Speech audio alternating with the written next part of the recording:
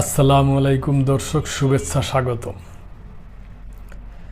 দেখেন, একটা সংবাদ আমি পড়ছি, আমার খুবই খারাপ লাগছে, আপনাদেরও খারাপ লাগবে, যে কাবা ঘরে জয় বাংলা স্লোগান দিয়ে বিতর্কের মুখে নিষিদ্ধ ছাত্রলীগ নেতা। চিন্তা করে দেখেন, একটা ধর্মীয়, আমাদের মুসলমানদের একটা পবিত্রতম স্থান হলো কাবা ঘর, কাবা শরীফ, মক্কা শরীফ, তার মদিনা শরীফ এবং আর অন্যান্য পবিত্রতম স্থান আছে। যাই হোক, সেইখানে যাইয়া জয় বাংলা স্লোগান দেয়। চিন্তা করেন যে কত দূর হইলে এই সমস্ত, এদেরকে কি ছাত্র বলা চলে না কি বলা চলে আমি জানি না।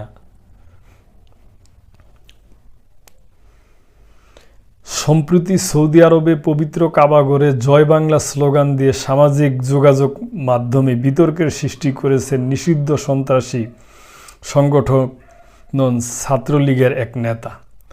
তার নাম হারুনুর রশিদ। তার বাড়ি চট্টগ্রামের লোহাগাড়া উপজেলার পদুয়া ইউনিয়নের ১ নম্বর ওয়ার্ড ঠাকুরদিঘি এলাকায়। স্থানীয়দের কাছে টোকাই হারুন নামেই অধিক পরিচিত তিনি। জানা যায়, গত শুক্রবার আওয়ামী লীগের সাবেক ধর্ম বিষয়ক উপকমিটির সদস্য সুশান্ত দাশগুপ্ত তার ফেসবুক পেজ থেকে ৮ সেকেন্ডের একটি ভিডিও শেয়ার করেন।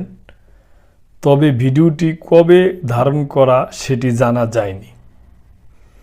স্থানীয়রা জানিয়েছেন, হারুনের বয়স প্রায় ৩৫। ২০০৮ সালে আওয়ামী লীগ ক্ষমতায় আসার পর থেকে ছাত্রলীগ নেতা হিসাবে পরিচয় দিতেন। জীবনে স্কুলে না যাওয়া হারুন, দেখেন, স্কুলেও যায় নাই, কিন্তু সে ছাত্রলীগের ছাত্র এবং একজন নেতা। ঠাকুরদি বাজার এলাকায় গঠন করেন কিশোর গ্যাং। বাগান দখল থেকে অবৈধ বালি ও মাটি ব্যবসার সাথে জড়িত ছিলেন তিনি। তার বাহিনী আওয়ামী লীগ ও নিষিদ্ধ ছাত্রলীগের অভ্যন্তরীণ গ্রুপিং ও মারামারিতে সক্রিয় ছিল হারুন বাহিনী।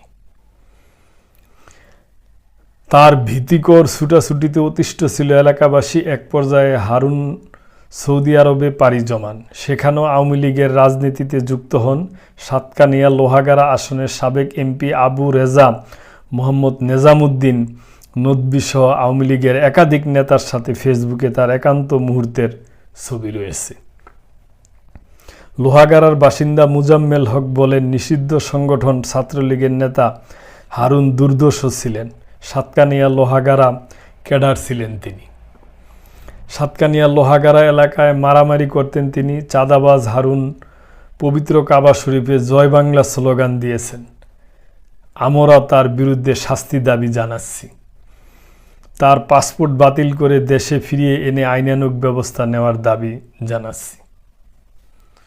দর্শক, আমি মনে করি খুবই দুঃখজনক এবং ন্যাক্কারজনক যে পবিত্রতম একটা জায়গায়, যেখানে আমাদের মুসলমানদের পবিত্রতম বিদ্যাপীঠ, যেখানে মহাপবিত্র স্থান মক্কা শরীফ, মদিনা শরীফ, সেখানে যাইয়া জয় বাংলা স্লোগান দিছে।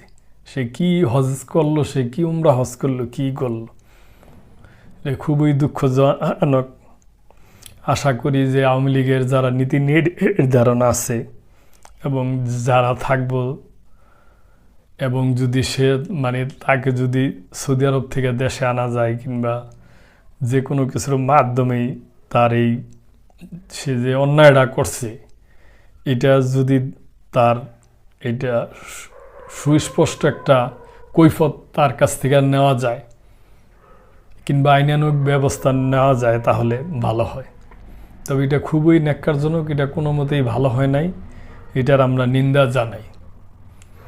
তো দর্শক, আজকে এই পর্যন্তই। ভালো থাকবেন, সাবস্ক্রাইব করে চ্যানেলটির পাশেই থাকবেন। আসসালামু আলাইকুম।